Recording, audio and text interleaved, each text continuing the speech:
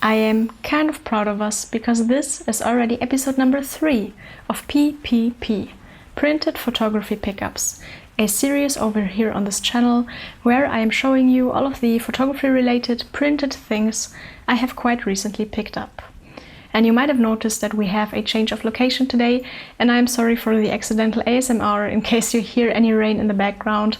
But in the living room where I usually film this series, it was way too dark today, so I came up here, and I have to say I quite like this corner, so I might actually also record some videos here in the future. But without any more chit chat, let's jump right into it and let me show you what I recently got.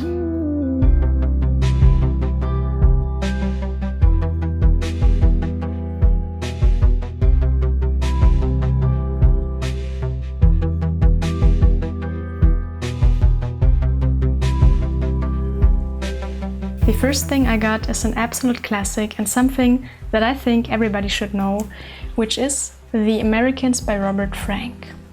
Earlier this year I left my previous job, and as a little goodbye gift my co-workers gave me a voucher for a local bookstore, so that I could pick up some scientific literature in case I would need that for my next job. But of course I didn't do that. Of course I spent the voucher on a photo book, and when I saw that they had The Americans in stock, I was instantly sold, and I am glad that I finally managed to pick up a copy. I don't know if there is anything about this book that I can say that has not already been said, since it is simply such a classic and such a milestone when it comes to documentary and when it comes to street photography. But for the people who might not be familiar with this yet, it is a body of work taken by Robert Frank in the mid-50s as he was traveling through the US. And he documented his journey in order to, as he said, understand the country and the people living in it. You also have to understand that this book was an absolute shocker back then when it came out, because Robert Frank was documenting post-war life in the US kind of as an outstander, and also in a way that might not overlap with the way that the USA back then tried to portray themselves in the public, because he was also tackling topics such as nationalism, capitalism, racism, and religion. In total, Frank took over 28,000 images in this book, and I called him Frank by his last name because usually it sounds really sophisticated if you call an artist by his last name, like Van Gogh or Picasso, but with Frank it kind of sounds odd and it sounds like we're buddies. But maybe I have just watched too much Shameless, so thank you, Frank Gallagher. So I think I will just stick to calling him by his full name.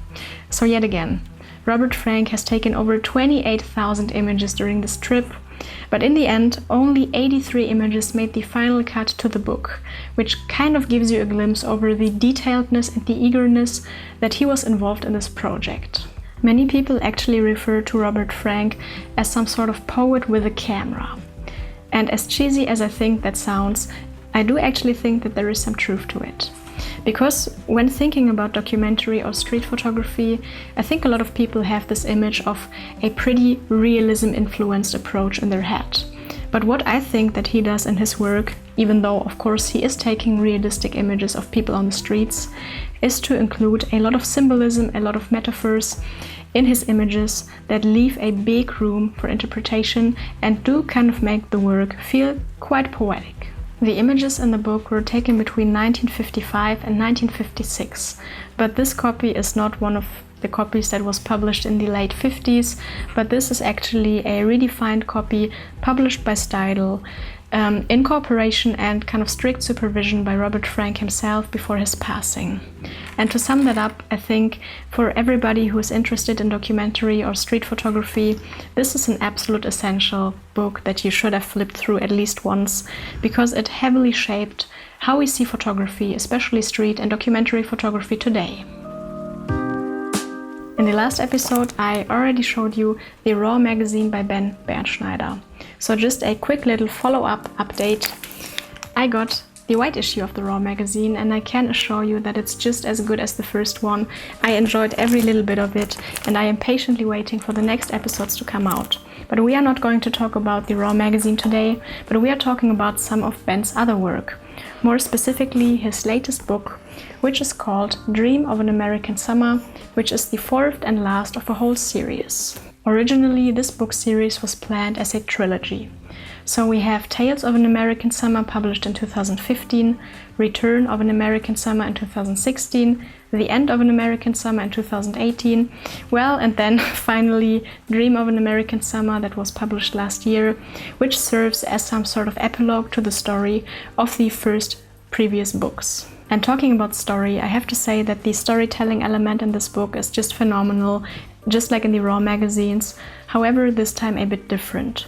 We have these diary-style entries that are all hand-typed on a typewriter, and this time in English, by the way, from the perspective of this protagonist. And the protagonist is a recently divorced man in his pretty early midlife crisis who is traveling to the US to stalk his ex-wife. But of course it's also about photography, and the story is not standing by itself, but it is in fact embedded in some really incredible photographic work, mostly taken on film and mostly taken in the US.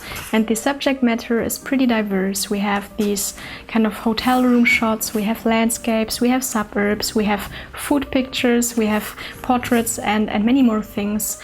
And for me, all of that has this kind of summery travel / hotel vibe to them, and in me triggers some pretty heavy fernweh. So when I flip the book, I just feel like I would like to pack my bag, I would like to go on a road trip, to eat in some cheap diner and to see the sundown in a place that I haven't seen before. So just be prepared that when looking at the book, you will probably feel the need to travel, which is not possible right now. What I also really enjoy about this book is that we often have sequences of images that were taken in the same location, maybe only seconds or minutes apart. And this is quite uncommon for a photo book, because usually you will only see the best shot of a series. But in here it almost feels like a contact sheet, because we have all those different images from the same moment, which also kind of underlines the travel feel for me, because most of the time there is not this big glorious moment, but we have many small moments which Ben kind of lets us take part in here, which I think is a great stylistic element.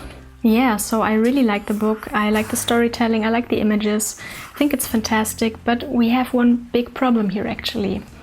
And the problem is that I am hooked.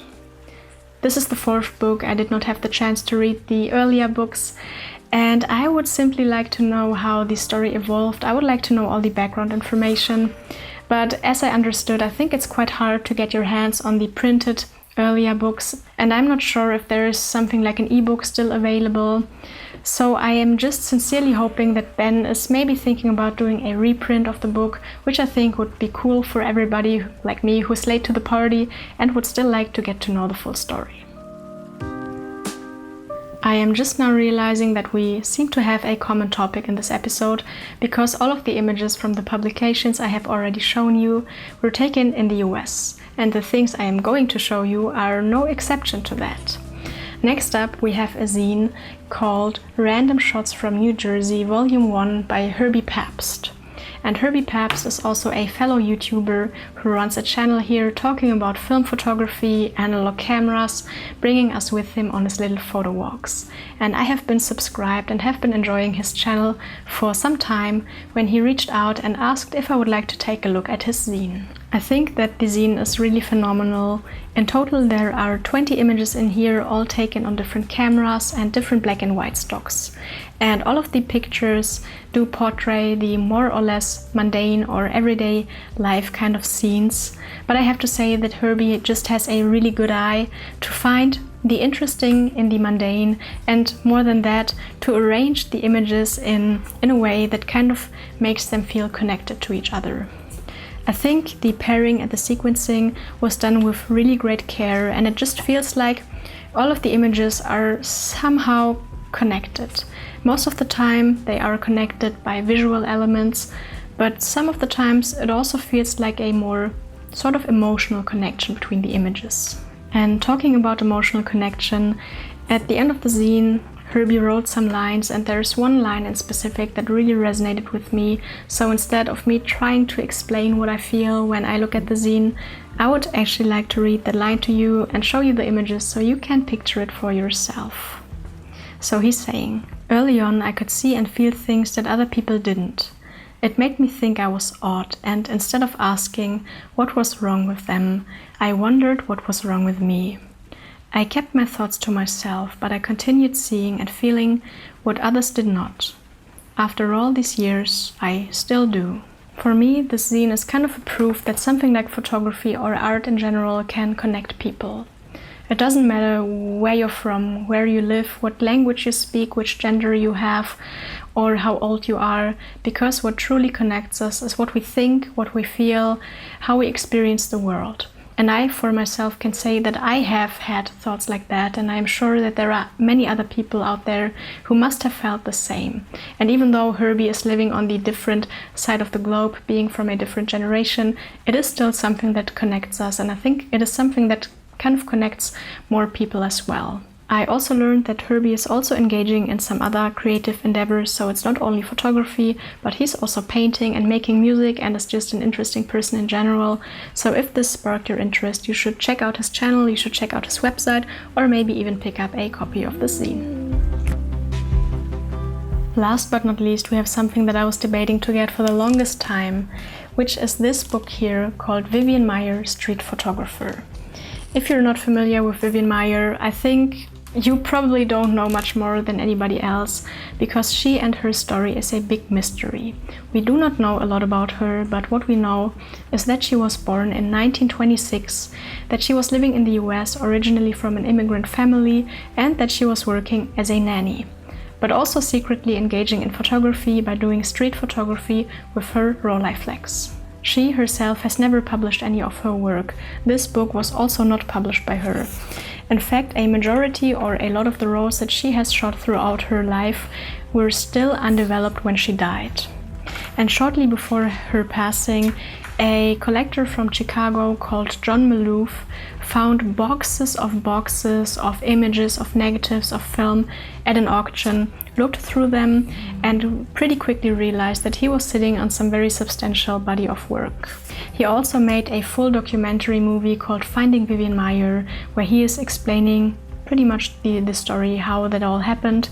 And he is exhibiting her images in exhibitions, but also in photo books such as this one. I think that it's kind of a controversial topic, because naturally ethical and moral questions arise if it is okay to publish somebody else's work, especially if this person clearly did not have any intent to do so themselves. And I think it's very important to discuss those questions as well, and to always talk about morals and ethics when we talk about photography.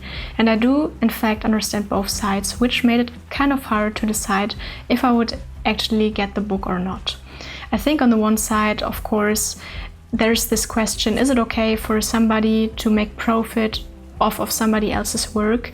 But on the other hand, I do also think that if it wouldn't be for a person like John Maloof, who just took hours of his life to care for somebody else's work and to assort everything, to scan everything, to make everything ready for print, and without people like that, we would probably never see images like that, and a very substantial piece of history would, remain uncovered or maybe even destroyed.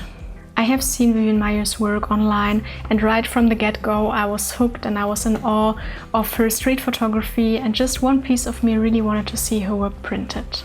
But yet again, we don't know if the images that are in the book would be the selection that she would have also chosen. We don't know if the pacing, if the arrangement, the sequencing of the images would have been the same if she would have chosen them. So, it's kind of a very sensitive topic. But me, for myself, but this is of course very subjective, I do think that Maloof and his team have done a pretty good job with this book. I think that the sequencing feels very natural. I'm kind of happy that they went with this warmer, almost sepia colored black and white tone instead of a cooler tone, because I think this really underlines the nostalgic value of the images. And me personally, I also like the print quality, but I know that the book gained some criticism for that. I think the images are really well printed. But one thing I do dislike, in fact, is the binding of the book. I think the binding is quite poorly done. It looks a bit messy and can sometimes be distracting from the images. All in all, this is still one of the best pickups I have made in recent times, simply and purely because it's Vivian Maier's work in big and in printed and not on a screen. And because of that, I do also not care so much about the shell, I do only care about the images. Vivian Maier is one of my favorite photographers and probably also one of the more influential and inspirational photographers when it comes to my own street photography. So if you are not familiar with the whole mysterious story around her yet, I do recommend to read up about it because it's just really fascinating. And if you have an opinion, I would like to hear that, so feel free to leave your thoughts in the comments.